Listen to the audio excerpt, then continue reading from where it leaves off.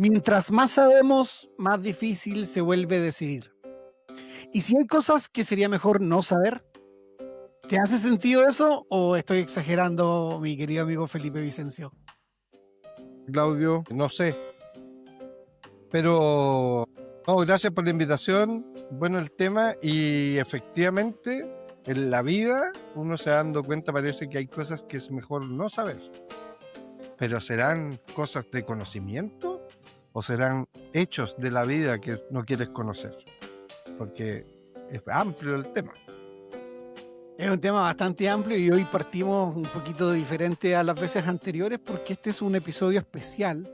Es más bien un interludio entre episodios porque ya grabamos los 5 primeros y ahora estamos preparando la segunda parte de la primera temporada. Y queríamos hablar de cosas que fueran de interés un poco más amplio y ya que nos habían preguntado si en algún momento nos íbamos a referir a cosas vinculadas al mundo de los negocios, al mundo empresarial, que íbamos a ocupar estos temas que son un puente que conecta la filosofía, el pensamiento crítico, también con áreas de negocio. Y en relación a lo que tú comentas ahora, Felipe, y a lo interesante de este tema, lo que conversábamos antes de comenzar a grabar, es que de verdad da la impresión de que hoy, que abunda la información o que es más fácil el acceso a la información, hay cosas que simplemente no aportan mucho sabiéndolas y hay otras cosas que al parecer sí están cambiando la sociedad. Entonces, seguimos nosotros con esa idea de que mientras más sabemos, más difícil se vuelve decidir y lo podemos ver en muchas cosas de la vida cotidiana. Pero la pregunta que yo te quería hacer y que de alguna forma ya le hicimos es, ¿y si hay cosas que sería mejor no saber simplemente? ¿Qué tipo de Pero, cosas serían esas? pero por ejemplo, en el tema de las empresas o general. En general, en general. Después vamos a ir avanzando hacia Ah, las ya, empresas. ok. Mira, me pasa algo, te voy a responder con personas que saben. Entonces, hoy día, por ejemplo, mi hija tiene 23 años y cumplió 23 hace poco.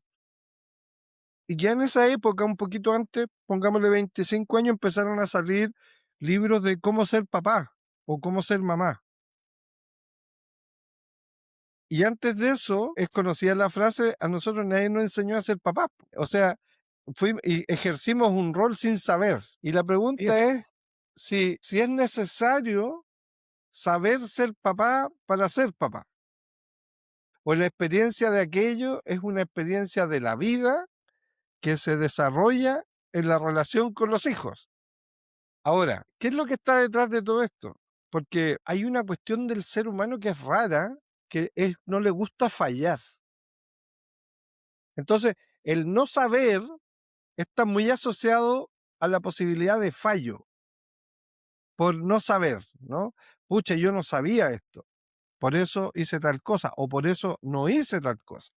Entonces, pareciera ser que el ser humano quiere saber, pero para resolver algo, no necesariamente, o sea, más bien como por una cosa práctica, no necesariamente por el deseo de saber, no por el amor al saber, no por un deseo de sabiduría, sino que es el conocer para que la vida no te pille desprevenido. Entonces, el saber tiene un componente hasta a lo mejor biológico. Tienes que aprender cosas para poder sobrevivir, porque si no, tu vida corre riesgos, ¿no? Y desde que nacemos nos están enseñando a sobrevivir. Y por lo tanto, me voy un poco a ese lugar de que hay cosas que preferiría no saber. Bueno, una de las cosas que se dicen es que nosotros, por ejemplo, somos niños hasta muy corta edad, porque nosotros en la medida que nos van diciendo cómo es el entorno y la realidad, nos van quitando el no saber, ¿no es cierto? Entonces, de hecho, no recuerdo bien, pero infante parece que tiene que ver, hay una definición, la voy a buscar, que infante como definición tiene que ver algo con eso. ¿Sí? puede referirse a un niño pequeño, pero viene, después lo buscamos como en la etimología. Pero es interesante la palabra infante, porque tiene que ver un poco con eso. Pero aquí quiero llegar, de que la capacidad de aprender, o sea, la capacidad de no saber, que es la que tiene el niño no sabe por antonomasia, o sea, él nace no sabiendo y va aprendiendo. La pregunta es, ¿cuánto de ese saber que va adquiriendo va quitándole la capacidad de que la ignorancia sea una fuente de virtud? ¿Te das cuenta? Entonces, me fui para allá porque efectivamente, ¿dónde está el no saber nuestro? Precisamente en la niñez. Y la pregunta es, ¿a qué edad te quitaron la niñez? ¿O cómo el saber te va quitando la niñez? Porque es casi un signo de adultez el saber. Una persona adulta no puede no saber. De hecho, se le reclama a alguien, oye, pero tú ya estás grande para que no sepas esto. Ya estás grande para esto. ¿Te das cuenta? Entonces, el no saber parece que te puede dejar mal. Y yo creo que el no saber es un espacio virtuoso.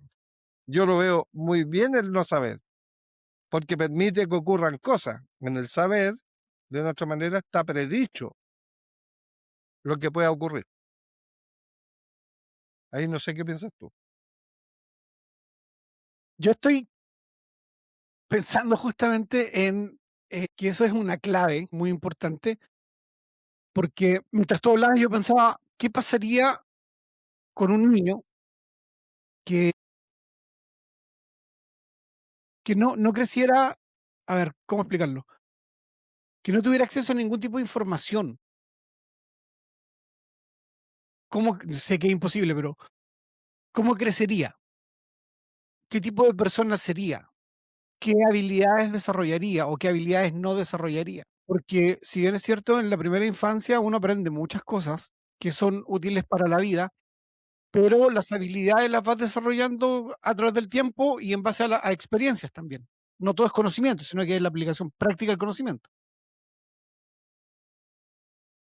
Y es interesante mm, especular al respecto. ¿Qué pasaría en una sociedad donde la gente no tuviera acceso a la información, a ningún tipo de información, hasta después de los 10 años, por ejemplo? Yo creo que sería una sociedad muy, muy distinta, pero tal vez no para mal. Yo creo que podría ser una sociedad distinta por el hecho de que con 10 años tienes un nivel de madurez distinto que te permitiría aprender las mismas cosas de forma diferente. Tal vez más rápido, con una mejor organización mental, y en base a eso tomar mejores decisiones, creo yo. Pero lo más interesante de esto es que cuando somos pequeños, nosotros no estamos controlados por la ilusión, o sea, perdón, no vivimos bajo la ilusión del control del saber, porque cuando tú sabes o crees que sabes, sientes en control de la situación. Y yo la verdad creo que se rompe la creencia aquí de que más información te ayuda a tomar mejores decisiones, porque lo vemos en los niños, tienen poca información, por lo tanto sus decisiones están más acotadas a cosas que podríamos considerar poco relevantes, pero que igual le permiten sobrevivir. Entonces, ¿se rompe aquí ese mito o no?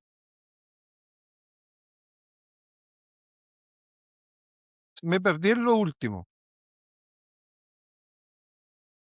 Sí, y yo también te perdí aquí, Me perdí porque en lo último, lo que, no, o sea, en el sentido de que, como tú bien dices, el problema es que el ser humano, creo yo, está aprendiendo siempre, ¿no? Lo que pasa es que estará aprendiendo, y aquí aparece una cuestión que es compleja, ¿estará aprendiendo lo correcto? Que esa es una pregunta, ¿qué aprendo, no? ¿Está bien lo que aprendí hoy? Y pareciera ser que nosotros el aprendizaje, el conocimiento está sancionado, ¿no? Está de una otra manera, es como que un curador de arte dice, sí, este es un buen cuadro, este no es un buen cuadro, ¿no? Entonces, este saber sí, este saber no. Y ahí efectivamente, como bien dices tú, si el saber que tengo hasta los 10 años es solo experiencial, no es de un saber documental, no es saber de otro o a través de otro, por ejemplo, un libro. He sabido en la medida que he vivido. O sea, mi experiencia de vida hasta los 10 años es la que me ha permitido conocer el mundo de esta manera. A partir de los 10 años empezaré a conocer el mundo como se ha escrito o como se describe que es. Y efectivamente lo que tú dices sería una locura, no por lo loco, sino que claramente a los 10 años yo creo que llega una persona con un sistema interno de la experiencia que no sé si va a ser tan fácil cambiar cuando vengan otros y le digan, no, no, no, es que esta es la realidad. Pero es que han habido casos y la verdad, igual me gustaría darle seguimiento porque, por ejemplo, esto de, me imagino que viste alguna vez El libro de la selva, la película. Sí, claro, Mowgli. Ya, Mowgli. Fui lobato en los scouts, Oh, así que conozco la bueno, leyenda perfecta. han habido casos de niños que han sido criados por animales y ellos recibieron un conocimiento que les fue transferido sin tener el componente genético. Perfecto, sí. No entre humanos. Exacto. Y además que entre animales también se traspasa el conocimiento genéticamente, los instintos y esas cosas. Bueno, estos humanos no lo han tenido, sin embargo han podido sobrevivir en base a lo que han aprendido de otras especies Sí. o de una especie distinta. Modelos societarios, relaciones con el poder, jerarquías, todo eso se aprende en lo Sí, animal. bueno, una vez que esos humanos fueron reintegrados a la sociedad, no a todos les fue muy bien, porque estaba claro que ellos ya no estaban capacitados para integrarse a una sociedad como la nuestra. Y eso no sé si tiene que ver con lo aprendido y asimilado, Sí, o con que nosotros como sociedad hemos desarrollado reglas en base al conocimiento que no son muy lógicas y que por eso estas personas no lograron sí. entenderlas y reincorporarse. Está como medio enredado, pero ¿No? vamos a dejar que la gente lo desenrede, lo desenrede. Sí, sí. Sí, pero mira, es que esto también pasaba cuando parece que uno veía la película Tarzán. Tarzán también, pues Tarzán que se cría en la selva y toda la cuestión y lo capturan algunos exploradores ingleses o franceses que llegan donde él estaba y el hombre no sabe socializar, po, porque se comporta como un animal, entre comillas. Y entonces, ahí es donde era lo que yo te decía de la niñez, porque al final de cuentas, la niñez es animal y entonces el ser humano normaliza la conducta, pero ya no relacionada necesariamente a una cosa tan biológica, sino a una definición ontológica de la realidad. Entonces, define la realidad. Y uno lo que hace es aprender a vivir en la realidad definida. Y ahí están las normas de comportamiento, están las leyes, están las normas, los valores, un montón de cosas que permiten normar la conducta. ¿Para qué? Para que supuestamente vivamos en una cierta armonía. La pregunta es si eso es natural, si eso realmente es algo natural o es algo artificial. Artificial en el sentido que estaría fuera de uno, pero que genera un artificio. O sea, la democracia es un aparato, es un instrumento, es una conceptualización de algo, pero es artificial, no es que exista por sí misma, es algo creado, como un teléfono. Se crea un algo que nos permite de una otra manera actuar de determinada forma en lo social. Entonces, son artefactos. Y aquí hay una cuestión que es bien interesante, que me acordé cuando mencionaste al Mowgli o el tema de Tarzán. Jimena Loncón, que fue convencional, presidenta de la Convención Constituyente hace unos años atrás, ella después del término de la Convención Constitucional, le invitaron, no sé si a Harvard o Yale, a dar una conferencia. Y si bien yo no comparto sus dichos, dijo algo que es muy interesante. Ella dijo que el problema que había era ontológico. Y eso sí calza muy bien con lo que estamos conversando. ¿Qué significa ontológico? Que la dimensión de la realidad, ¿no? Desde lo mapuche, por ejemplo, es distinta a la dimensión de la realidad de los no mapuches. Y por lo tanto, frente a un mismo fenómeno, su forma de verlo es distinta. ¿Ya? Desde lo teórico, no estoy validando lo que ella dice, pero nos enfrentamos dos personas que vemos la realidad de distinta manera. O sea, para nosotros la naturaleza es una fuente, un recurso, y para ellos el lugar donde viven, ¿no? Y por lo tanto, supuestamente, ¿no? Esto, pero a lo que voy es que es la ontología, es lo que está detrás de tus dichos. O sea, en qué se sustenta tu forma de ver la realidad. Y aquí está el tema de que ser ignorante es desconocer una realidad. O sea, no sé es no conozco eso, no conozco esa realidad, no conozco ese espacio definido, porque ahí el saber lamentablemente sitúa, el saber define, el saber enmarca, el saber también es límite. No lo digo como limitación, lo digo como límite, en el sentido de que establece un marco, un espacio, ¿no? Donde lo que dice se explica, como lo que te contaba mi hermano, ¿no? Entonces, en ese límite de observación, puedo explicar lo que ahí ocurre. Y eso sería un saber. Entonces, yo sé que pasó tal cosa.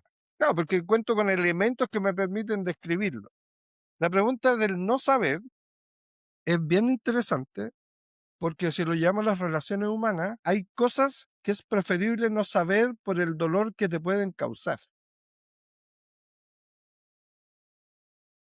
Efectivamente. Miénteme por amor, yo te lo pido, dice una canción. Qué bonito, dice alguien por ahí. Claro, ¿te das cuenta? Entonces, de otra manera, hay saberes o hay situaciones de la realidad que es preferible no saber, efectivamente, incluso como un medio de protección psicológica. Hay personas que por saber algo les marca toda su vida. Piensa en el saber que tu hija fue abusada, por ejemplo, y te enteras ahora, hoy. O sea, vas a quedar con una cuestión, difícilmente te la vas a poder sacar de encima. Ese saber. Y la pregunta es, y porque además estamos en una época en donde hay una desnudez de los hechos. O sea, cada vez se están desnudando más los hechos, aquellos secretos, aquellas cosas que no se contaron, aquellas cosas que no sé.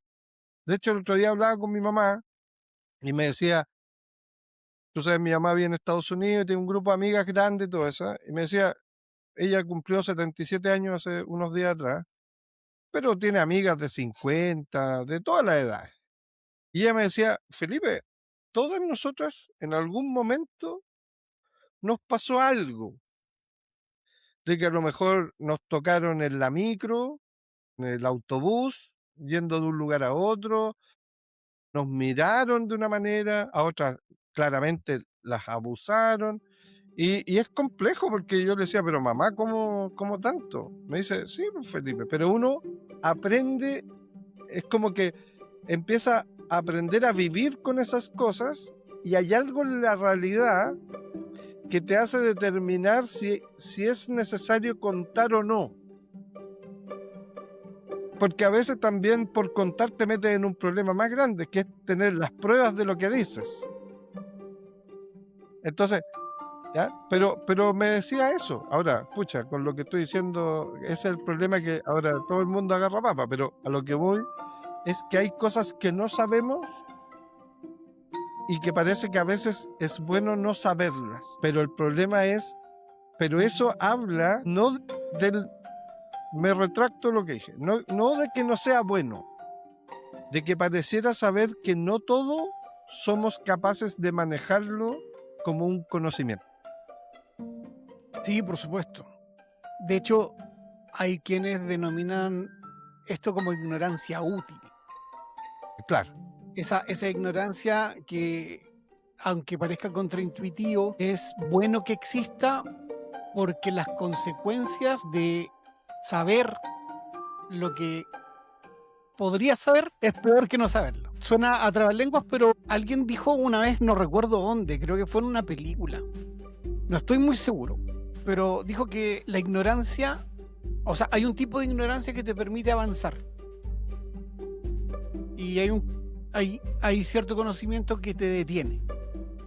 Entonces, yo creo que en esta circunstancia nosotros podríamos dar muchos ejemplos de casos personales o de conocidos o de noticias que hemos escuchado o cosas que hemos sabido, pero sigue siendo un punto clave la forma en que se dosifica la información y de repente yo coincido un poco con los conspiranoicos de siempre que dicen que muchas de las realidades que pocos saben se mantienen así por el bien general, porque no todos podrían manejarlo. Vamos a inventar un ejemplo. Imagínate que mañana todos los líderes del mundo reconocieran que existe vida en otros planetas y que ya están aquí entre nosotros. La probabilidad de un colapso social es altísima, no todo el mundo se lo tomaría bien.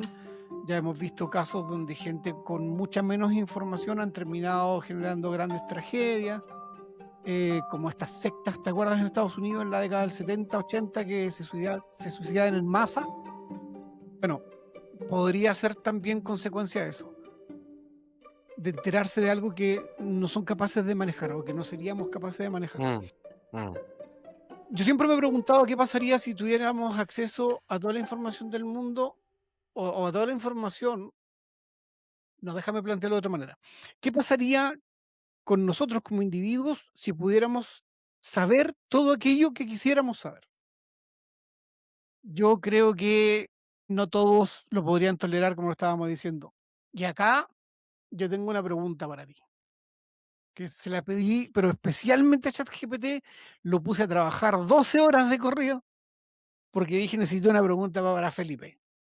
Y esta pregunta queda igual para la gente que nos acompañe posteriormente y que nos dejen algún comentario manifestándose al respecto. Y la pregunta es, ¿qué cosa hubieses hecho diferente si hubieses sabido antes lo que pasaría? Pero esa respuesta para mí es fácil. Nada. O sea, no, lo que la estoy respondiendo en el sentido de que no, en el sentido de que, de como de no tengo la pulsión de querer cambiar la realidad. Entonces, efectivamente, si hubiera sabido, es una hipótesis que no fue nomás, pues Sí, no supe. Entonces, ahora, ¿qué cosas hubiera querido saber antes para no haber hecho algo posteriormente o hubiera preferido saberlo para tal cosa?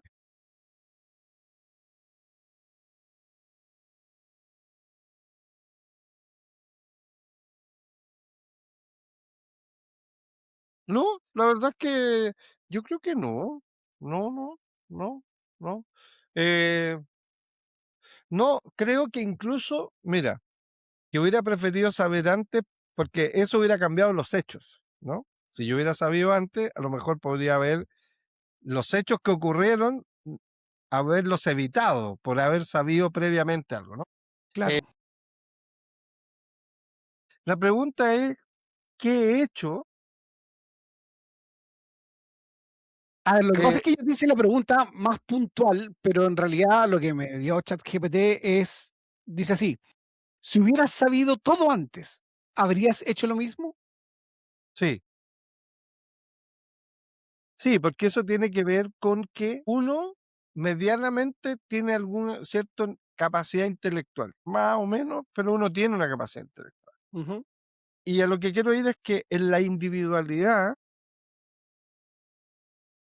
yo inevitablemente incluso sabiendo, no sé si hubiera actuado distinto a Felipe, porque no necesariamente el saber te hace distinto, porque todos manejamos información, todos podemos tener una papita, pero todo en nuestra individualidad. Claudio con esa información hace una cosa y Felipe hace otra. No necesariamente el saber algo determina una conducta posterior, ¿no? De hecho, aparecen montones de cosas previas.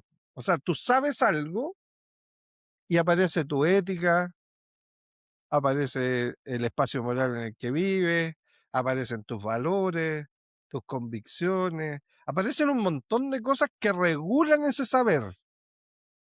Y hay otros que simplemente ya está publicado en Instagram. Claro, Porque ese saber les da algo, un protagonismo que buscan siempre, por ejemplo. Es difícil eso, ¿no? Es difícil no ser uno con la información que se tiene. No sé si me cambiaría una información, porque lo haría a la Felipe. claro. Yo lo veo un poquito distinto. No desde mi perspectiva personal necesariamente, pensando en lo que tú planteas. Que yo si hubiese sabido todo antes, estoy seguro, segurísimo, segurísimo que sí hubiese hecho el esfuerzo por cambiar muchas cosas, por cambiar resultados. Mm, Pero eso es asumiendo que mantengo los recuerdos de esos resultados. mm. Ya, aquí nos podemos poner súper especuladores y dejarnos llevar por temas que son entretenidos también, como lo que decía Jacobo Greenberg, esto de la superconciencia y esas cosas. Bueno, para no ponernos místicos, yo creo que sí, o sea, de haber sabido todo antes y entendiendo en qué momentos de la vida pude haber hecho las cosas mejor, de haberlo sabido, yo creo que sí buscaría la forma de generar esos cambios porque son las cosas positivas. O sea, Pero de pero saberlo tú o de que otros lo supieran. no, de saberlo yo. Pero es que, porque por ejemplo, tú el otro día hablabas de que eres neurodivergente. Ajá, Por ejemplo, saberlo tú te permite saber por qué soy así en determinadas situaciones, por ejemplo. Pero lo más relevante es que difícilmente vas a dejar de ser así porque y ahora ya sabes por qué. El problema es que el otro sepa que actúas de esa manera y que no es falta de amor, por ejemplo, que no es desprecio, que no es ignorar. ¿Te das cuenta? Entonces, que lo sepas tú es necesario que también lo sepa un otro. Por ejemplo, en ese caso, que a veces afecta las relaciones personales, por las relaciones interpersonales. Uno a veces es más callado, más introvertido, no sé, po. Y no es porque no le pase algo, es porque uno es así nomás, po, no, no es ni bueno ni malo. sí. No sé si me Aunque entienden. sí, sí lo entiendo y de hecho lo entiendo, pero creo que aquí estamos hablando en paralelo, porque yo lo veo más como la paradoja de el viaje al pasado. ¿Qué ¿Ya? pasaría si tú viajas al pasado y accidentalmente matas a tu abuelo? No nacerías, en teoría, Claro. ¿ya? Yo aquí veo el conocimiento de esa manera, o sea, si yo hubiese sabido antes de que pasaran las cosas todo lo que iba a pasar, obviamente me hubiese esforzado por generar cambios en las cosas que tuvieron algún resultado negativo. Ahora, Sí. sabemos que eso ya no es posible, pero sí abre muchas puertas porque lo estábamos interpretando nosotros de 2 formas. Y tú tienes razón en una cosa, y es que incluso teniendo la información, no depende solamente de eso, que depende de cuáles son tus habilidades para hacer algo útil con esa información. Y aquí y aquí donde pasamos a la siguiente pregunta o a la siguiente parte de esta conversación, que es el verdadero peligro de la información, ¿ya? Y aquí vamos a hablar de esta parte que es el problema de, o sea, perdón, de qué es realmente el problema. ¿Es no saber o creer que sabemos? El que sabe, el que no sabe, el que no sabe que sabe, el que sabe que Exacto. no sabe y el que no sabe que no sabe. Son unas frases que se dicen Sí, y el necio, ¿no? El que pese a no saber sigue insistiendo en que sabe, ¿no? Mira, yo en esto a veces me doy cuenta que soy más escéptico en el sentido del saber. ¿A qué voy yo? Los escépticos, que es un movimiento filosófico de la época helenística, siempre se ha dicho que los escépticos son como los que no. El escéptico, en definición, es alguien que hacía una pregunta adicional. Entonces, el escéptico venía y decía, no, la Tierra es redonda. Pero él no se convencía rápidamente de eso, sino que hacía una pregunta adicional que forzaba ese saber.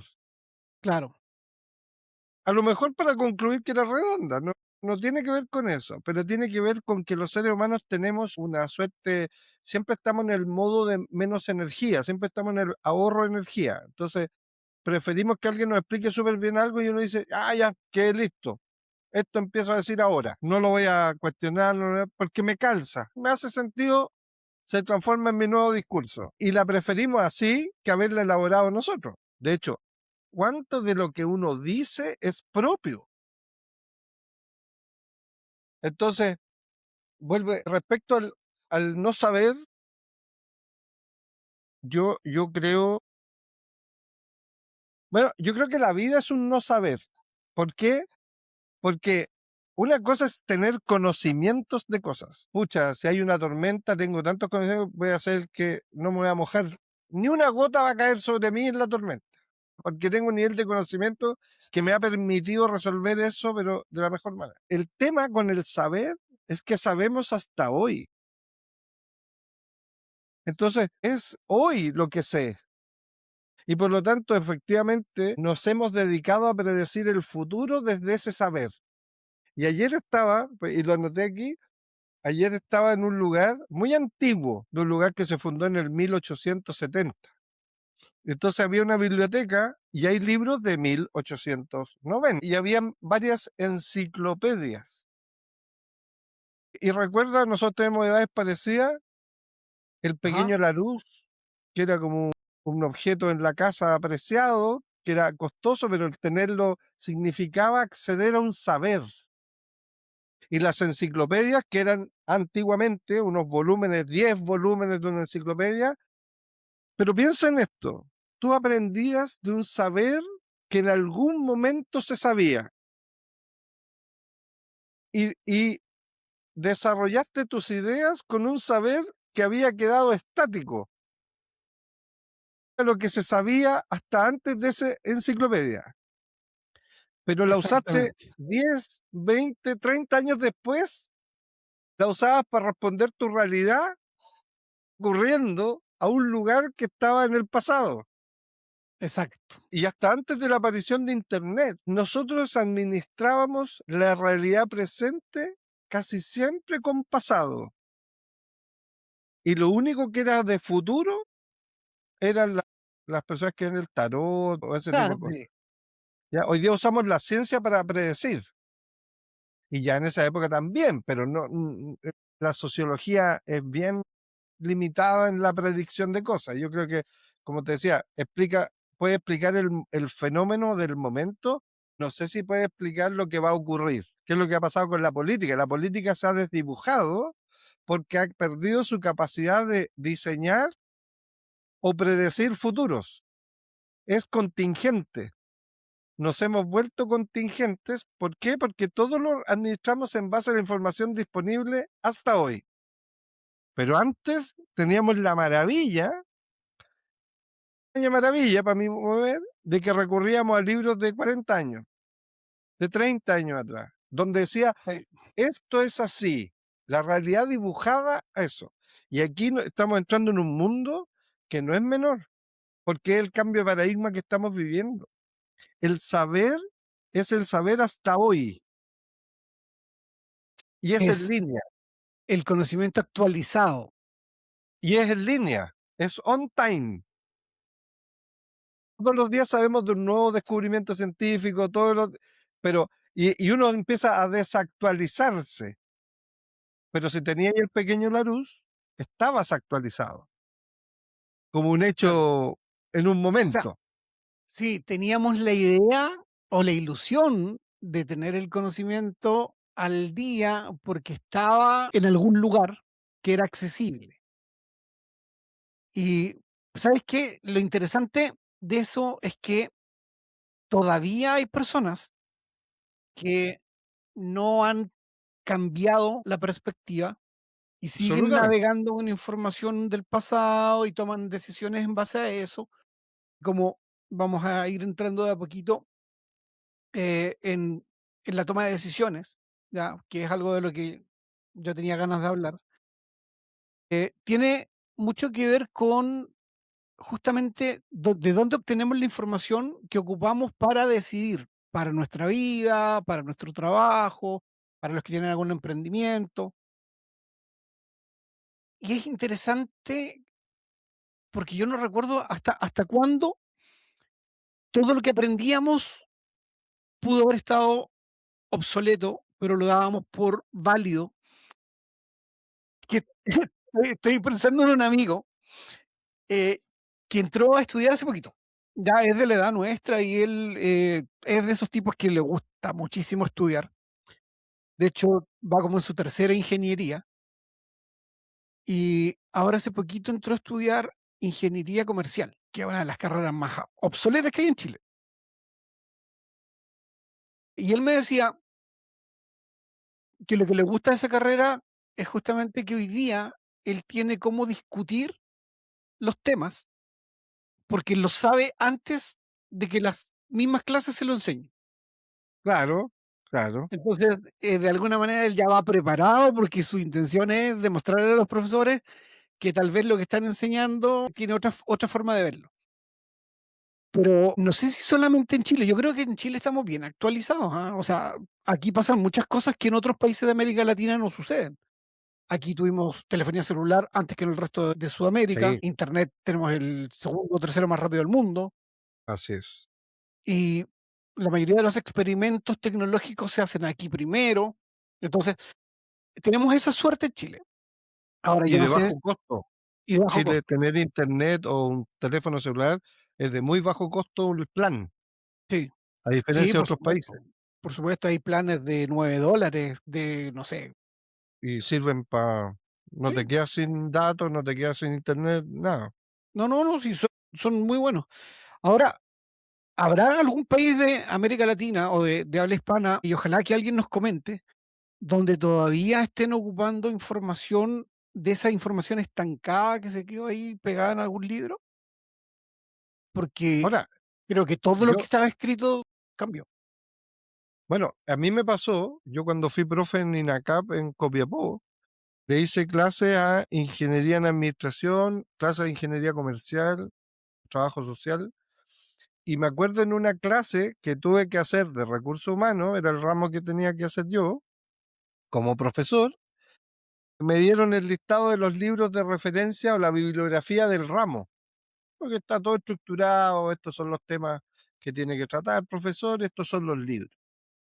Y un libro en recursos humanos, que es muy conocido, que se llama Chiavenato o Chiavenato, es un autor que es de los años 80, perdón, como de los 90, la última edición. Se escribe Chiavenato.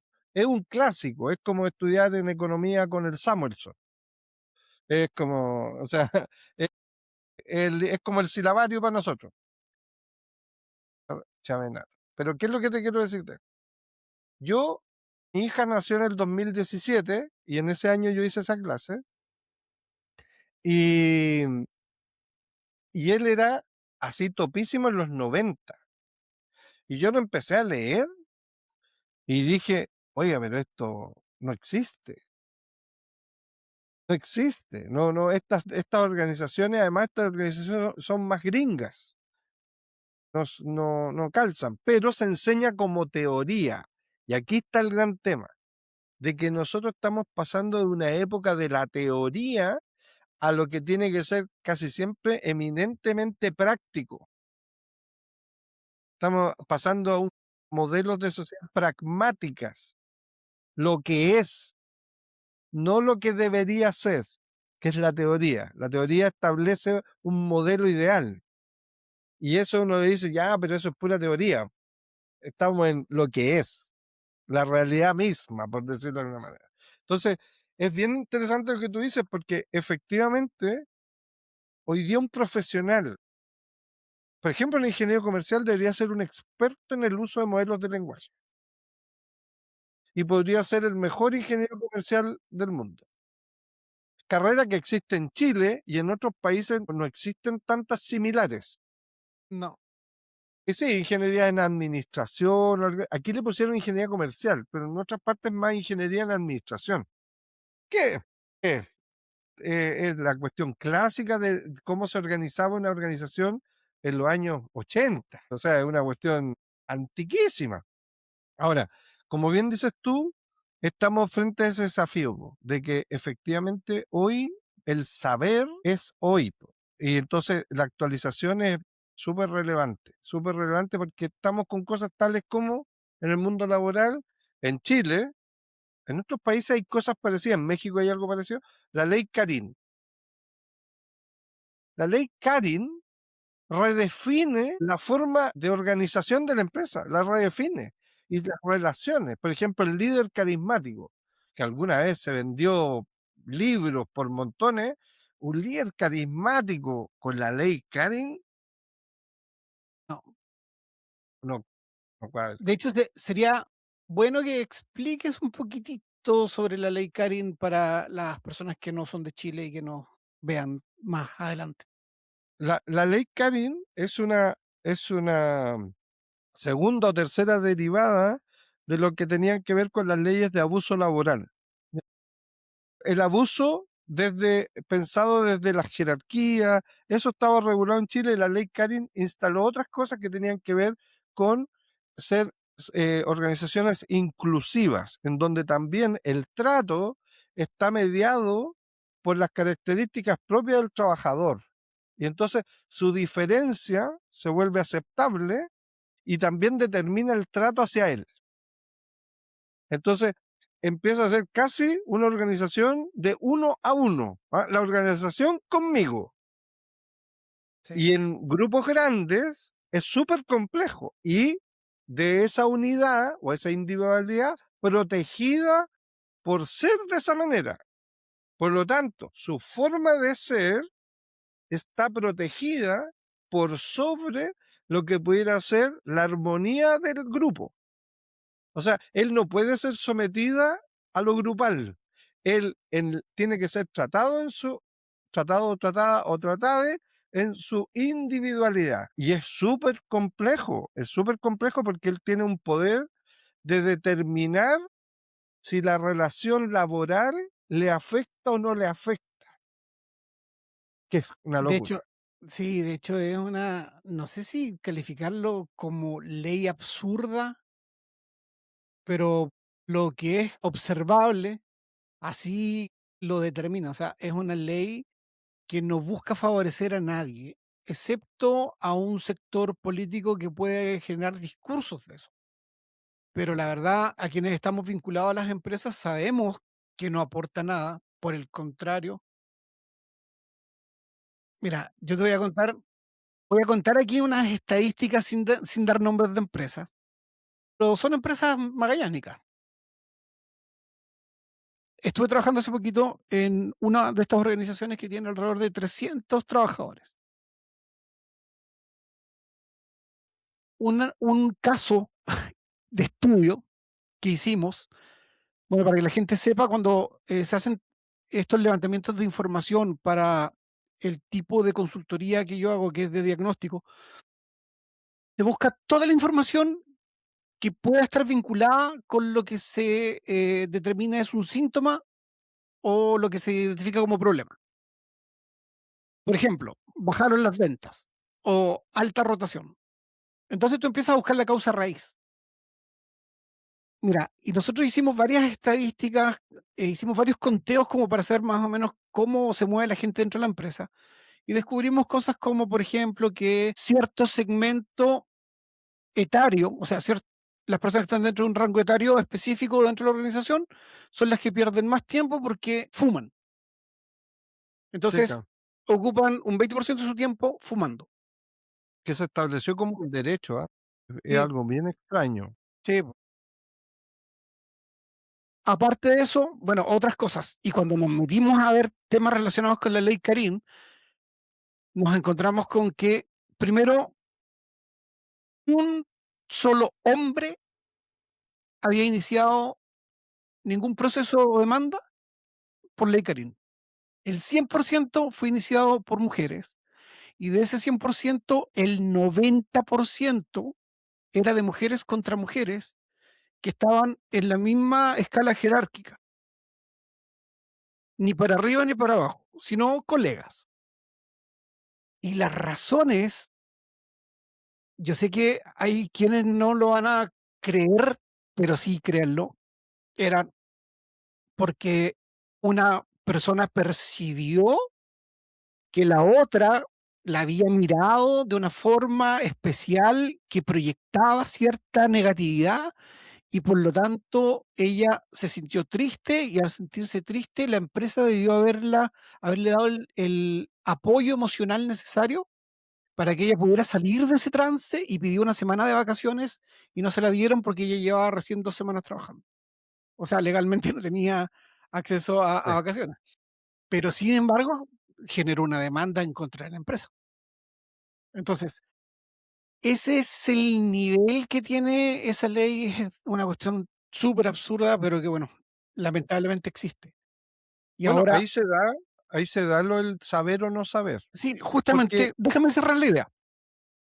Si la gente tuviera el conocimiento que le permitiera entender cuál era el propósito de esa ley, no la usarían de la forma en que la usan. sí, po. Ahora sí, cierro paréntesis. No, absolutamente. Y lo que pasa es que el saber o no saber, por ejemplo, tú sabes que en Chile los currículum vitae no pueden venir con foto. No, no se puede exigir que venga la foto. Puede venir con alguien lo puede enviar con su foto, pero no es exigible la foto. Eso tenía que ver con no saber. Por ejemplo, también podrían venir los currículum solo con el root como una manera de identificación y que no venga con sus nombres para que no estén los apellidos o el mismo nombre, para que no exista incluso el domicilio, Sí, claro. para que no existieran actos de discriminación en la selección de personal. Entonces, ahí está el no saber. Y es bien divertido, porque es un no saber para no caer en la tentación.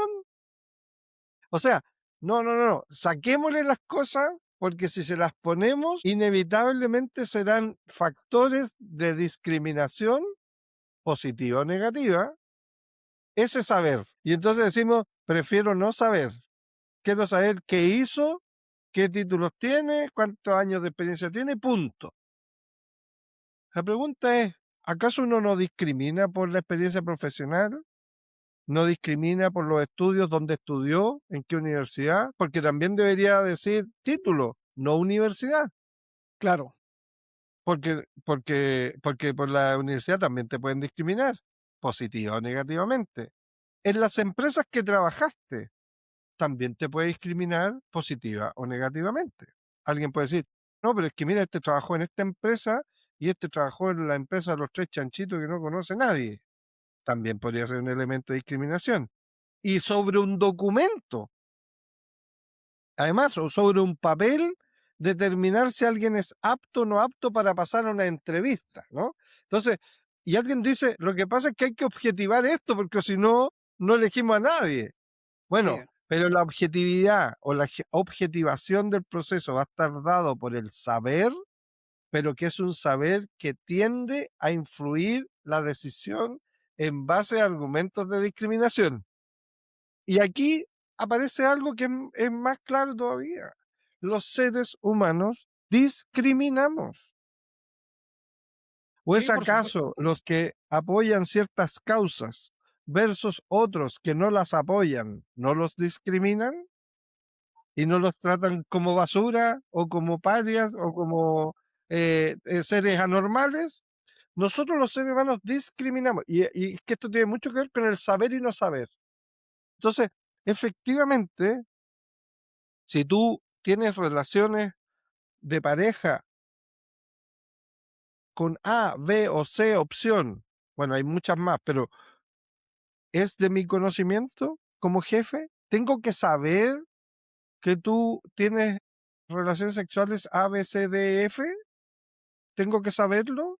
¿Es relevante para contratarte? ¿Es relevante para determinar tu forma de trabajar? No es que si eres gordo o flaco, si Claro. eres, no sé, ¿es relevante esto? ¿Tengo que tener una consideración contigo porque eres gordo o porque eres flaco? Entonces, ¿qué es lo que pasó? Es que caímos en lo peor del sistema capitalista, que es el individualismo. Era lo que yo te dije, ¿te acuerdas cuando empezamos a hablar? Y yo te decía, ojo con esto, porque uno no sabe para quién trabaja. La individuación es propia de la individualización. Yo soy un mundo en mí mismo y por lo tanto exijo que se me respete en el mundo que yo creé para mí. Eso es, si no es, es capitalismo puro, ¿qué es? Pero quienes venden eso, venden banderas con otro color, po. Entonces, es súper divertido porque caímos en una cosa que se nos salió de las manos, pero se nos salió de las manos a nosotros. O sea, nosotros, los adultos de hoy, hemos creado las condiciones de posibilidad para que esto ocurra, ¿ya? Porque esto nos empezó a pasar a nosotros en nuestras familias. Cuando en nuestras familias empezamos a tener que ya no es el hijo que no le cuenta al padre su opción sexual, cuando ya estamos en una transición que te está terminando, que es que hoy día todos los papás que tienen hijos de 15 años, supuestamente están todos preparados para que venga su hijo y le diga, papá, es que a mí me gustan los niños, papá, es que yo no tengo género, o papá, no sé cualquier cosa, soy esto. Nosotros somos una generación, y es que eso es lo que no logramos entender, porque es cierto que hay algo político detrás de la ley Karin, pero las condiciones de posibilidad para que eso ocurriera las fuimos generando nosotros, que somos los creadores de esta sociedad. Nosotros tenemos que salir en grande en los titulares o en los créditos de la película, los padres de hoy, el creador es el director o el... Es que esto no es menor, porque nosotros hemos caído en nuestra propia trampa. Y el problema es que creando las condiciones de posibilidad para que esto ocurriera, no estamos tan de acuerdo con el efecto o con las consecuencias de nuestros nobles actos, que eran permitir que las personas sean más libres, más dignas, que puedan, que no tengan prejuicios, porque al final estoy diciendo puras cosas buenas. ¿Quién quiere vivir? Y de hecho la neurodivergencia, algunos hoy día la están usando tan mal como otros sus condiciones.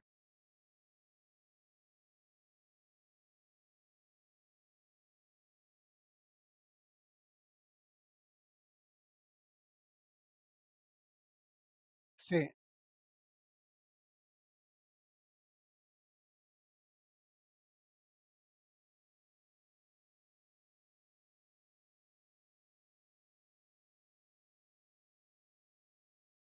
Ese es el problema, porque esto altera la organización. Si fuera una cosa contigo, da lo mismo, claro. ya veámoslo. Lo que pasa es que tú alteras un espacio que es más grande. Y veámoslo de otra manera. Es lo mismo que un ciudadano que altera la sociedad. Sí, No es otra cosa, es el mismo impacto. Entonces, y el minoritario, lamentablemente, ese es su gran caballito de batalla. El uno puede hacerle la vida imposible al todo. sí, de hecho, mira,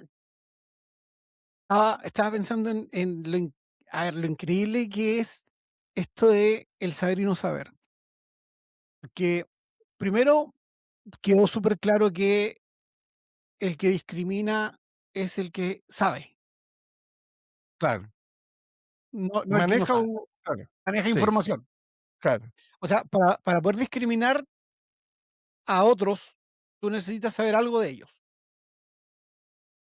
De lo contrario, no tiene sentido. Esto de los individuos que tratan de estar por encima del conjunto, es una cuestión súper contradictoria en tantos aspectos, porque para que la gente sepa, a ver, hay, como en todas partes, hay más de un sector político. Y acá en Chile se dio el fenómeno, no, el fenómeno se dio, es una cuestión súper planificada, pero lo mismo que pasó en España, por ejemplo, en Argentina y en otros países, donde un sector político empezó a decir, ya, ok, mira, la base de nuestra ideología es que no hay nadie más importante que el conjunto.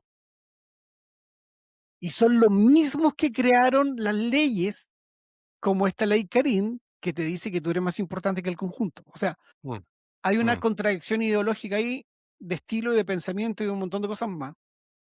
Pero la pasividad del otro grupo, que permitió que todo esto avance, yo no logro entender cuál fue la razón. O sea, ¿fue por desconocimiento, por ignorancia, o es porque ellos tienen otro conocimiento que les permite predecir otras cosas que podrían ocurrir a nivel de sociedad más adelante? Porque Esto se llama la culpa, como lo vimos en episodios anteriores, es la culpa, es no querer tener la culpa de.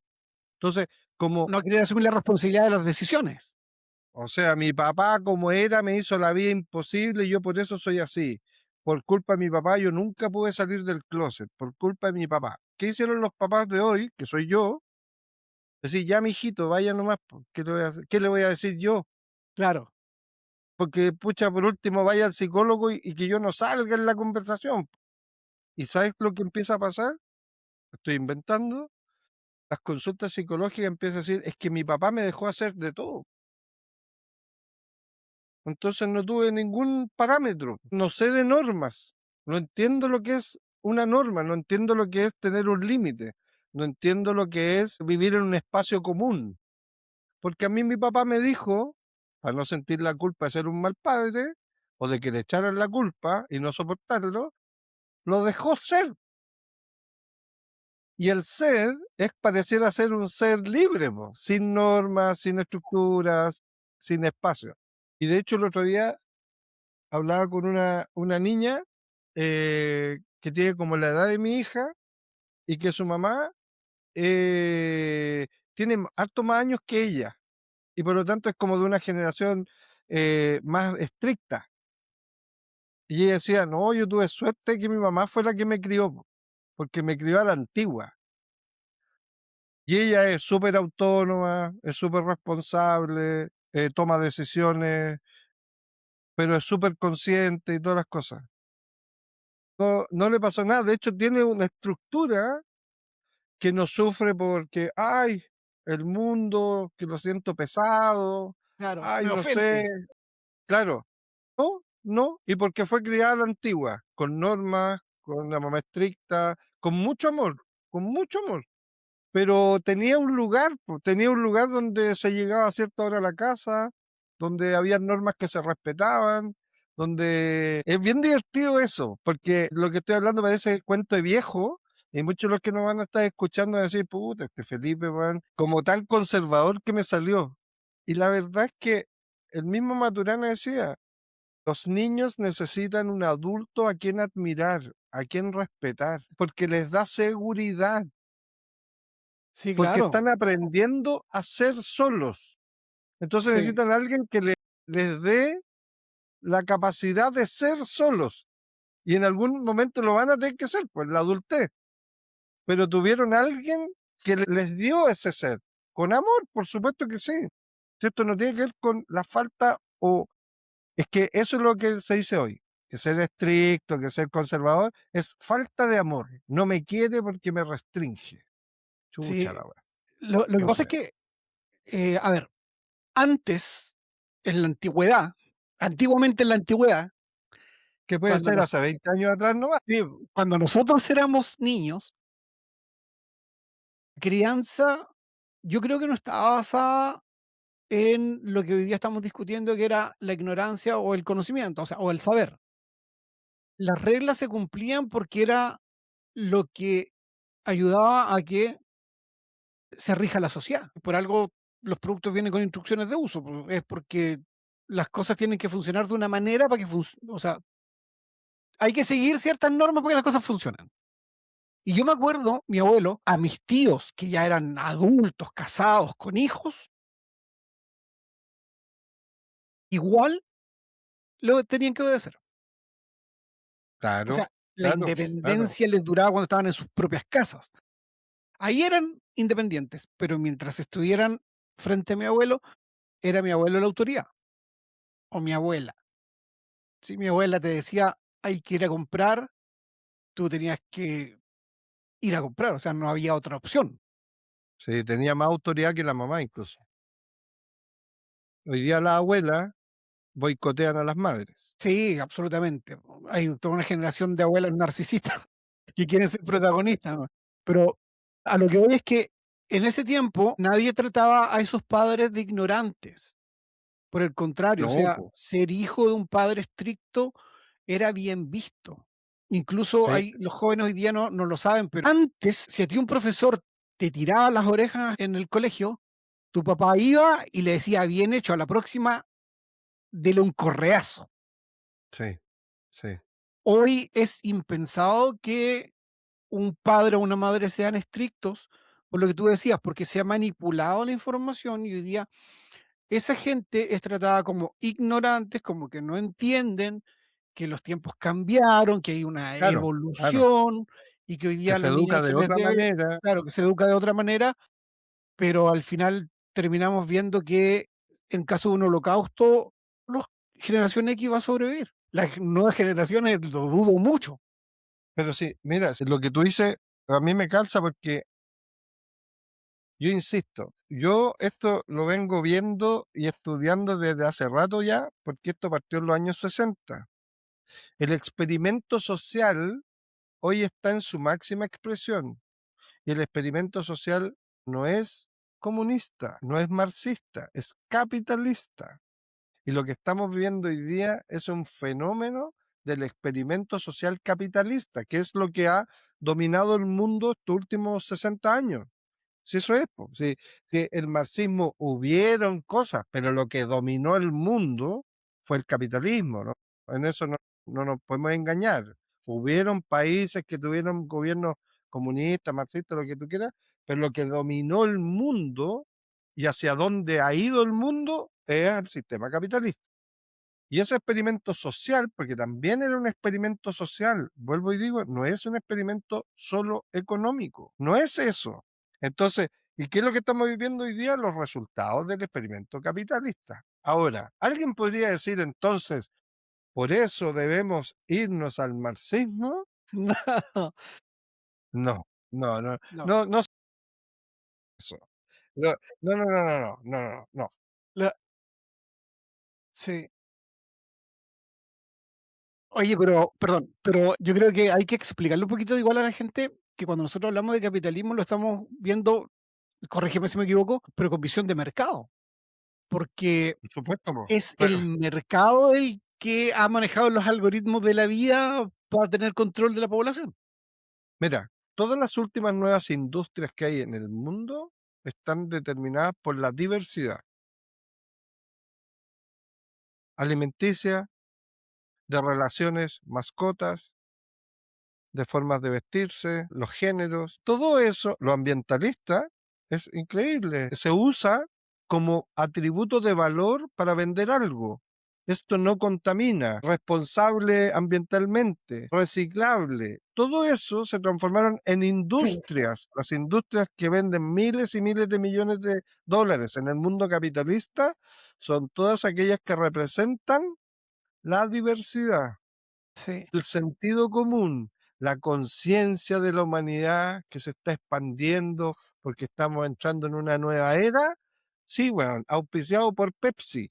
sí, a mí me da mucha risa eso, porque todos estos jóvenes idealistas que salen a la calle a pegarse las manos en el pavimento porque están luchando contra los combustibles fósiles, de verdad no se dan cuenta que lo que están haciendo es trabajar para una industria nueva y le están haciendo el trabajo al que fabrica y vende vehículos eléctricos.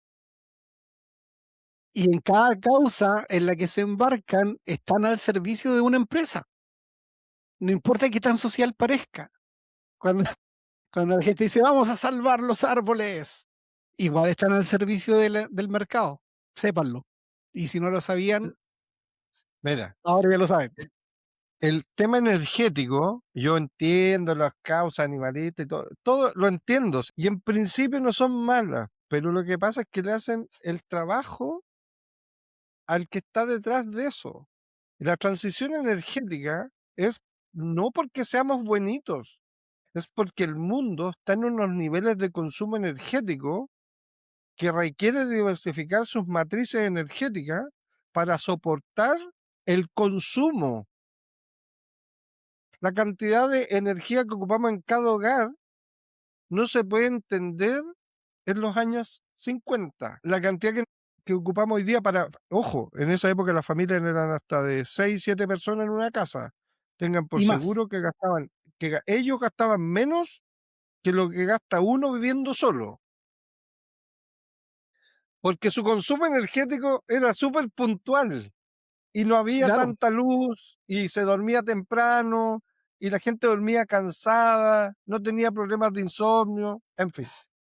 Pero hoy día es el nivel de consumo es lo que requiere. Entonces, efectivamente, el mercado dice, ah, pero como el petróleo, los fósiles, esto nos dicen que esto no, ya, aerogeneradores, energía limpia, pero energía limpia para mantener el sistema, no para deprimir el sistema. Entonces, es- esas son las paradojas en las cuales a veces caemos por los discursos que queremos sostener.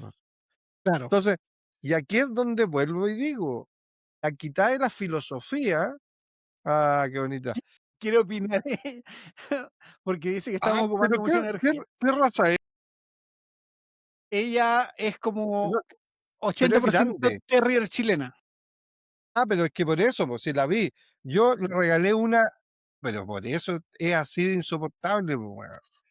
Yo Sí, una, le regalé una a mi hija mayor, cuando era chiquitita, una Terrier, po, Fox Terrier o sí, Terrier, ¿no? Y son, esos saltan, po, saltan sí, así con las cuatro muchísimo, patas, saltan. muchísimo. 2 metros pueden saltar así de un solo. Claro, yo pensé que Mm. habías vuelto a tener un labrador, o No, el Golden era el señor Golden. golden, Sí, pensé que era un golden. Entonces, no, no, esas perras son, y ella, claro, pues ella pasa frío, po, esa perra no es para la Patagonia. pero tiene ropita. No, sí, Tiene- me imagino, me imagino. Bueno, pero a lo que voy es eso. Entonces, en el saber y no saber, efectivamente, hoy día sabemos tanto que levantamos banderas rápidamente, pero el problema de saber, creo yo, que es comprender. Y antes de eso, es reflexionar sobre lo que sé. Y ahí es donde no hemos ido anulando la capacidad de hacer eso. Y los modelos de lenguaje, la inteligencia artificial, viene a resolverle a este hombre contemporáneo todo lo que tiene que pensar, todo lo que tiene que reflexionar, porque ahora tiene alguien que puede hacerlo por él y él va a ser un sancionador de decir, me gusta, Me gusta. te compro. Sí, Entonces, ¿qué hago? Traigo información, la meto al chip que, ojo, en 10 años más, si no antes, va a estar aquí. Y a lo mejor nosotros en la noche, al igual que el teléfono, vamos a tener un puerto USB en la cabeza, cargándonos el chip que tenemos metido en la cabeza, que va a tener una duración de 1 año, como claro. estos que salieron los TAC, que son Sí, esas medallitas que son para ponerlo en objetos para que no se te olviden los rastreos, que tienen una batería que no sé cuánto tiempo dura, pero dura como un año o más. vamos a estar en esa igual nosotros. ¿Y qué significa eso? Que estamos delegando lo humano. ¿Y qué es lo humano? Es que a falta de información muchas veces nos equivocamos. Y yo Ujú, vuelvo, insisto, que el error humano es, y que el error es lo que nos hace humanos. Lo contradictorio es lo que nos hace humanos. Ser paradójicos nos hace humanos. Y ese es el problema de por qué tenemos conflictos. porque como queremos resolver nuestras paradojas y nuestras contradicciones, la queremos resolver con otros que tienen las mismas paradojas y contradicciones. Y lo único que puede generar que dos vean la realidad de distinta forma es un conflicto, porque son posiciones encontradas, como se dice, y que ambas dan identidad. Y este es el Exacto. peligro que estamos viviendo hoy, porque estamos deseosos de definir nuestra identidad. Esto, soy esto. Y ahí vuelvo a la pregunta inicial. ¿Realmente hay cosas que hubiera preferido no saber? Porque cuando sabes algunas cosas te empiezas a definir, Sí, pero también uno, como es un animalito odioso, el ego empieza a justificar. Porque una de las cosas que uno hace cuando se define, empieza a justificar las acciones.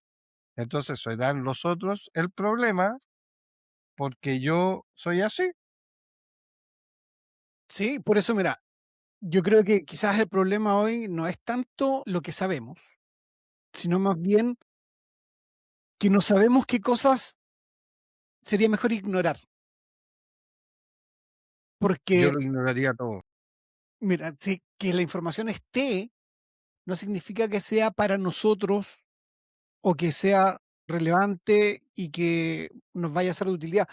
De hecho, yo creo que hoy día una habilidad que pocas personas tienen, y yo no sé si la tenga, pero creo que va de la mano sí de los neurodivergentes, es que es una habilidad, no es aprender más hoy día, sino filtrar mejor.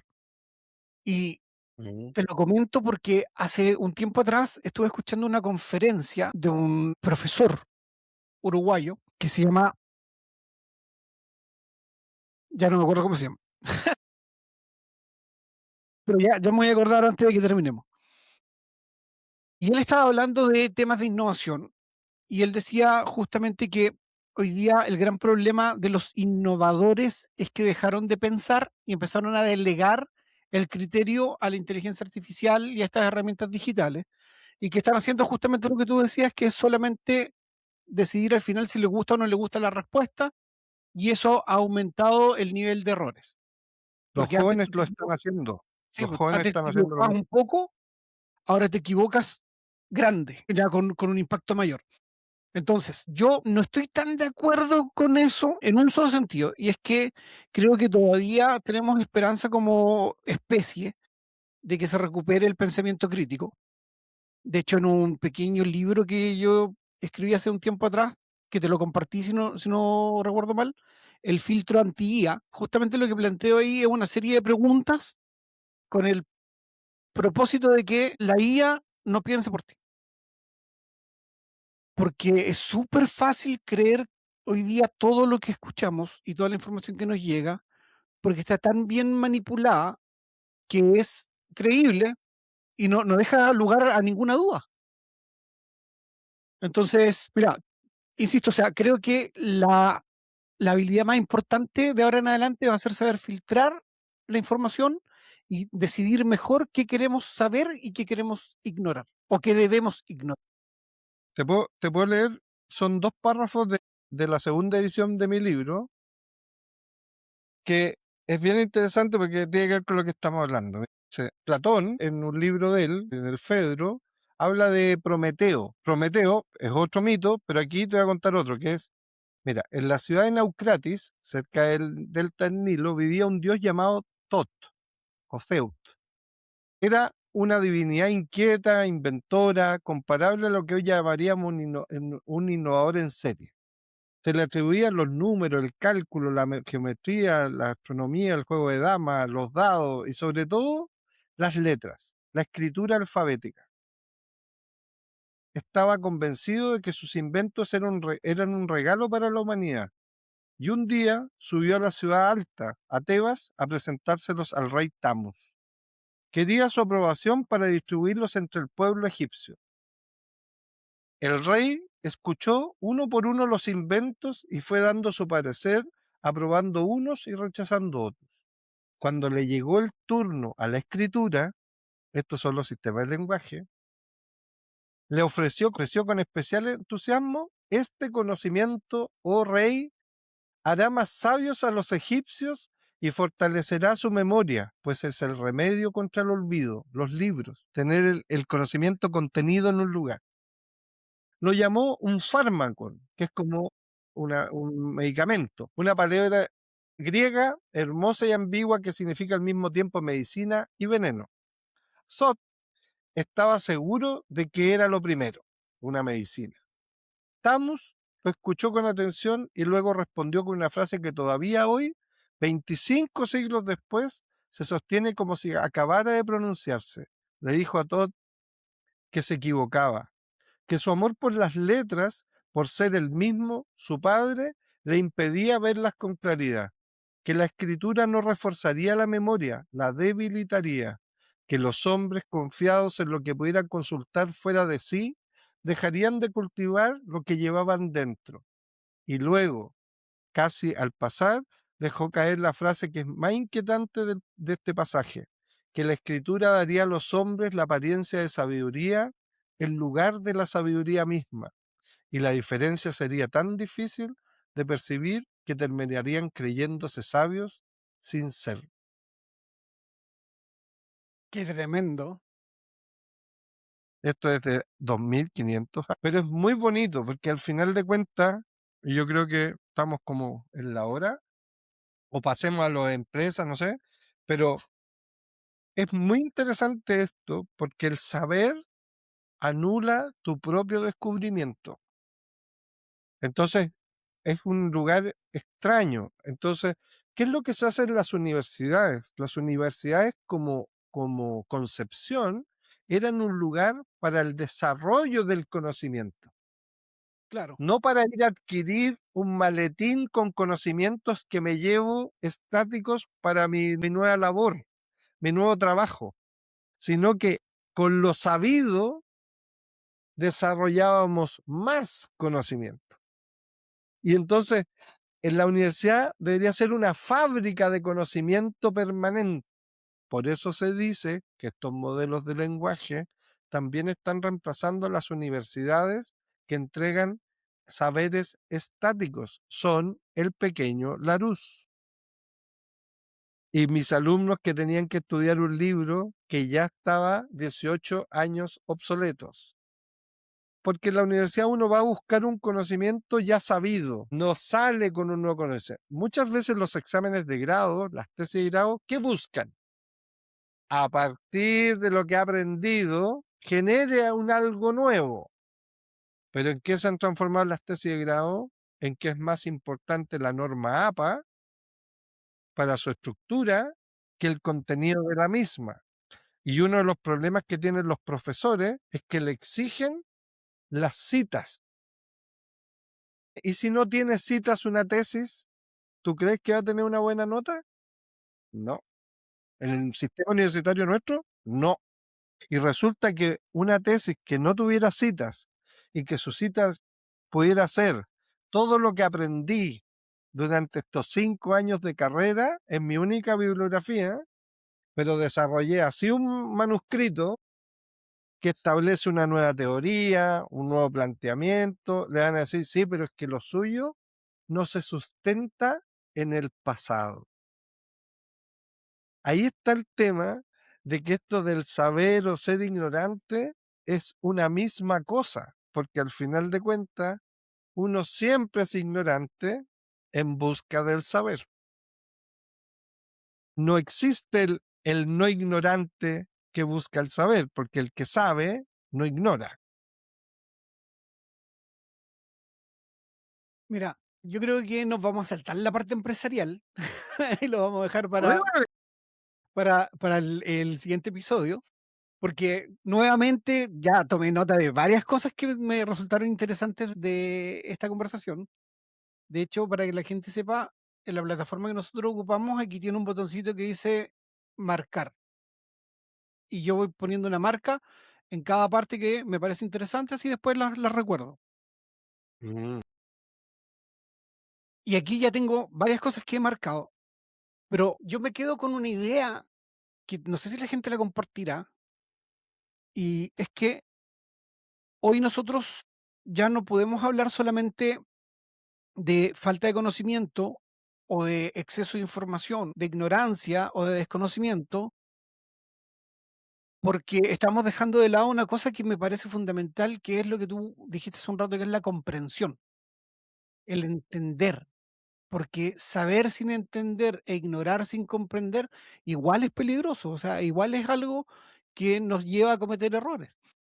Y si de errores se trata, yo sé que es habitual que todos cometamos errores de una u otra manera y en distintos contextos, pero hoy, en los tiempos que se viven y con la cantidad de herramientas que tenemos que nos dan apoyo, o sea, cometer errores, ¿cómo se va a castigar en el futuro?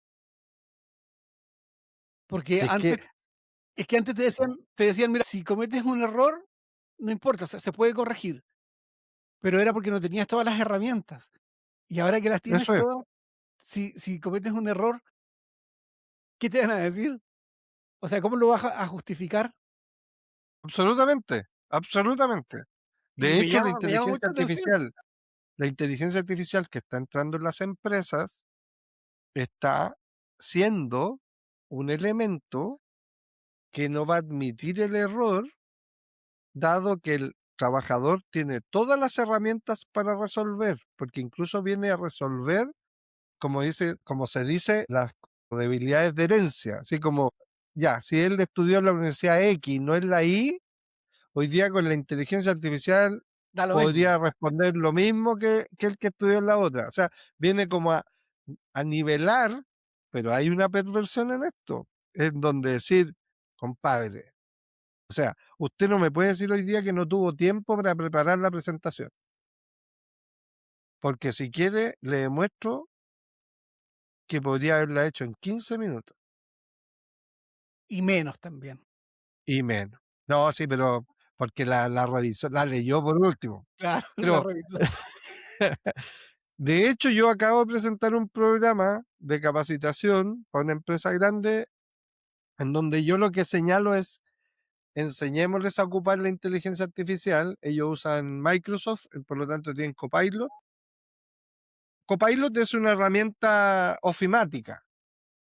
No es muy buena, pero bueno, es lo que tienen. Pero bueno, es lo que tienen. ¿Y cuál era mi principio?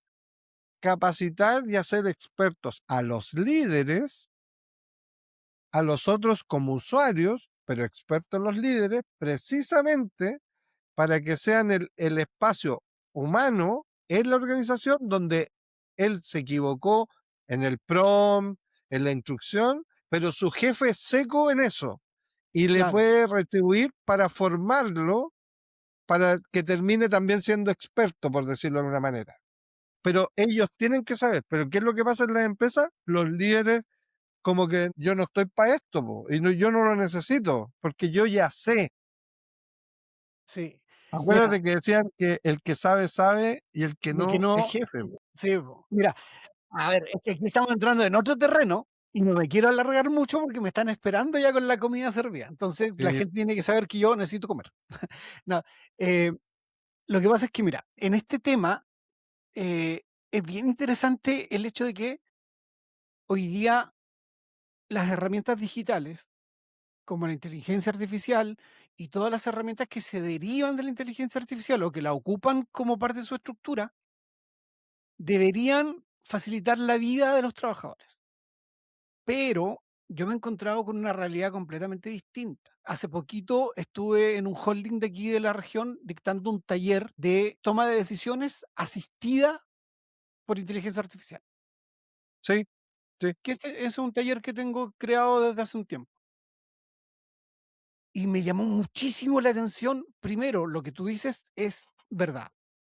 Los que están arriba en el organigrama no quieren saber de inteligencia artificial porque ellos dicen que están ahí porque saben. Los que están más abajo quieren saber de inteligencia artificial porque quieren estar allá arriba. Y ahí es donde se enredan las cosas porque la gente lo que no entiende es que la inteligencia artificial es una herramienta que depende de tu habilidad de manejo para entregarte resultados que sean, aplicables a la empresa. La inteligencia artificial no sirve para todas las empresas, no se aplica en todos los contextos igual. La gente, que usa inteligencia artificial no va a ser mejor ni más inteligente, lo más probable es que se equivoque más rápido, y los líderes que no aprendan a usar inteligencia artificial van a ser reemplazados por la misma inteligencia artificial, porque es increíble que la inteligencia artificial lidera mejor. No necesita ser Acuérdate que, empática mira, porque lo crea, lo emula. cuando sale ChatGPT, hace unos 3 años atrás ya, 3 o 4, Sí, el 2022 parece que fue, ¿no? Fines 2023. del 2000, sí, 2023. No, a fines del 2022 porque yo lo No, tengo fin del desde marzo 2022, del sí, 2023. sí, sí, sí, sí, a fines del 2022, porque yo empecé a usarla desde el principio. ¿Y qué pasa? Que, ¿quiénes eran los mayores detractores? La academia. ¿Por qué? Porque decían, no se funda en nada, las citas son mentiras, ya. Y entonces, ¿qué dijeron los que están creando la inteligencia artificial? Démosle en el gusto. Efectivamente no habíamos pulido eso porque Claro. creíamos que en realidad lo dicho era suficiente.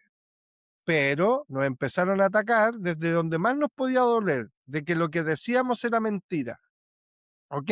Entonces, en, ¿dónde ha estado todo el desarrollo estos últimos años? En que hoy día las citas que hace la inteligencia artificial, el enlace que ocupó es correcto. Ujú. Es Cita la fuente. correcto. Cita la fuente. ¿Y qué le dio con eso? A los académicos le dijo, ahí tienen su cuestión. ¿Y qué es lo que pasa? Que ellos mismos presionaron a la inteligencia artificial al lugar que ellos menos querían, que era Ujú. de la fiabilidad de la información que entrega. Ellos ya sabían esto y la respuesta fue mejor que lo que había antes. Entonces, no antes de la inteligencia artificial, sino cómo se hacía ciencia. Por eso hoy día hay modelos que están haciendo investigación, Sí, están claro. en laboratorios como un científico, lo han medido con niveles de doctorado y los superan en cuanto al razonamiento, a la capacidad. El doctorado es generar un conocimiento nuevo. La inteligencia artificial ha superado en muchas pruebas el nivel de doctorado. Entonces, ¿qué es lo que pasó con la inteligencia artificial? Se volvió, y hoy día un trabajador en una empresa le puede decir, no, jefe. Y le decir, ¿y tú de dónde? Mire, jefe, todas estas fuentes Sí, las puede comprobar. No es así esta cuestión. Y entonces va a pasar eso. Ahora, ¿qué creo yo? Que esto lo que está detrás de esto es hacer más eficientes, y eso parece bueno, no, es más productivos. Y yo creo que esto está pensado en que va a llegar un momento en que trabajemos 4 horas para que otro trabaje cuatro, para que hayan dos en una misma función, pero pagando el sueldo de los dos, y yo diría, y un poquito más. sí. Mira, de hecho, yo tuve la experiencia el 2024, viajamos a Uruguay, fuimos a Montevideo a conocer algunas empresas tecnológicas justamente, y conocí una empresa que se llama Hico, que le da soporte a Salesforce y otras grandes empresas, mundiales. Y ellos, cuando nos hicieron la presentación, podría haber parecido extraño, pero la verdad es que fue una cuestión iluminadora y todos los presentes quedamos, no sé si asombrados, sí quedamos impactados porque su presentación decía 2026. Todo lo que ellos nos mostraron era su empresa del 2026, Ah, claro, y ustedes fueron el antes. 2024. Nosotros fuimos en octubre del 2024 y ellos nos presentaron su empresa con, de octubre del 2026. Y ahí una de las cosas que ellos decían era, por ejemplo, la democratización de las áreas, donde hablaban que gracias a la inteligencia artificial y las herramientas que estaban disponibles en el 2026, el trabajo era mucho más eficiente, ¿ya? Y había mucha más productividad, por lo tanto, la empresa de ellos ganaba mucho más y se repartía mucho más y tenían mejores sueldos, justamente porque ya estaban ellos anticipándose y viviendo esa época. Y hoy ya podemos ver que lo que ellos planteaban en aquel entonces, hoy día está mucho más cercano a la realidad. Y como tú dices, la inteligencia artificial va a llevar a un desenlace que podría ser bueno de esa manera, pero igual yo creo que lamentablemente va a haber un impacto súper negativo en aquellas personas que no se preparen, que no acepten que las cosas cambiaron y que hoy día no sirve solamente tener y usar inteligencia artificial, sino que entender dónde va a servir más. Sí, Y obviamente mantener el control sobre el criterio que se ocupe para tomar decisiones con asistencia de la inteligencia artificial. Yo creo que más adelante, en un par de años, ser un humano imperfecto va a tener mucho más valor que un humano muy preparado con demasiados títulos. Duda menos, y el imperfecto duda sí. más. Sí, lo que pasa es que tener un título de verdad, que no sea, como se dice cuando es por la experiencia, como el médico. El médico, su oficio es con las manos, es con el tacto, es muy, ¿cómo se dice cuando las cosas son por experiencia? En fin, da lo mismo. Pero todos aquellos trabajos que son de carácter más intelectual, la verdad, es que todo eso la inteligencia artificial lo sabe y lo puede responder mejor, Más rápido y mejor. procesa mucho mejor y O todo sea, eso. así. Es como.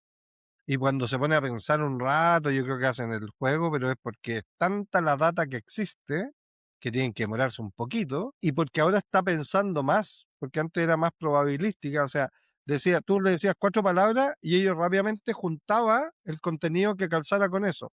Hoy día está razonando sobre lo que encontró y está Sí, o sea, discriminando que la información que encuentra, ya, esta le voy a dar. O sea, piensa, ya no es tan probabilística, o sea, pero avanzó. sí, de hecho hoy día tú puedes configurar el estilo de pensamiento. Así es, así es, Sí, así es. Sí. sí, genial. Bueno, Bueno, amigos, bueno, no sé, no sé. Prefiero no saber, prefiero no saber. mira, yo creo que hoy ya abarcamos bastante el tema. Como siempre, nos queda tarea para los siguientes episodios. Sí. Vamos a tratar de elegir otro tema que sea igual de interesante que este y es de esperar que la gente comparta con nosotros. Ya tenemos un miembro nuevo en el canal, así que síganos en YouTube, no sean mala gente. O cuando tenga, En YouTube nos encuentran con Qué buen podcast. sí, qué buen Ok, podcast. De hecho, vamos a compartir esa información aquí en pantalla, pero en la próxima oportunidad. sí, sí. Al editar este video le vamos a poner información, ¿eh? Para que sepan dónde encontrarnos. Eh, Felipe, tarea que nos queda es seguir encontrando temas que sean de interés para la gente, seguir pensando, no dejar que la inteligencia artificial haga todo por nosotros y bueno, Sí, mantener nuestras ideas claras y traerlas aquí para discutirlas y dentro de lo sí. posible empezar a traer invitados también. Así es. Así que nada, pues dejarlos invitados para el próximo capítulo. Eh, Les recomiendo un libro. Tengo aquí, ¿qué libro tengo acá? Mira este, Filosofía del Budismo Zen, de Byung-Chul Han. Este es un buen libro, la verdad, sí, es interesante. Yo creo que esto nos devuelve a lugares que hemos ido perdiendo de la humanidad. Y algo que tú dijiste, que no te lo, es que en Confucianismo, de las máximas que tiene el confucianismo, dice respeta a tus mayores, incluso hasta 2 generaciones. El respeto al padre es fundamental en la filosofía china, en la forma como ellos estructuran su sociedad, sus relaciones jerárquicas. Ellos respetan a su padre incluso hasta un tiempo después de muerto. Hay algo que valoran en eso y que nosotros perdimos, porque en el mundo occidental matamos al padre.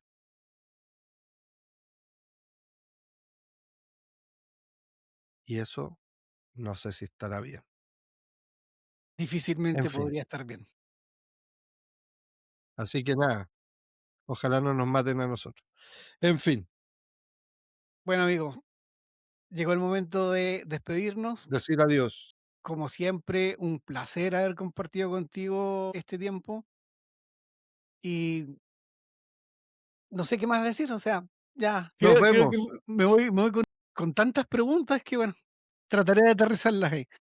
De eso se trata, de tener preguntas, de no estar de acuerdo incluso. Exacto, ni siquiera con lo que nosotros mismos decimos. Exactamente. Un abrazo. Cuídate y Chao, cuídense chao. también ustedes en la casa. Chao. Y saludos a todos.